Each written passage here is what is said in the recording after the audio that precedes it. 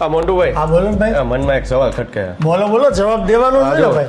મારી પાસે આઈફોન 12 છે ને, હા. એ બ્લુ કલરનો. આ બ્લુ જ છે, રેડી. હા પર 13 છે ને, એ બ્લુ કલરનો. હાઈ બ્લુ જ છે. હા આ 14 પ્લસ છે ને, એ બ્લુ કલરનો. હાઈ બ્લુ જ છે, રેડી. અને આ 15 છે ને, એ બ્લુ કલરનો. હા તો આ બ્લુ જ છે. તો હવે ક્વેશ્ચન શું છે આમાં? આમાં જો બધાય બ્લુ કલર છે, હા. તો આમાં કલર કેમ અલગ અલગ છે? હા એલા જો જો તો મેં નથી. ચારેયને બ્લુ જ કહેવાય. ચારે બ્લુ જ છે ને ચારેના કલર અલગ અલગ જ છે. તો આને કહેવાય હું?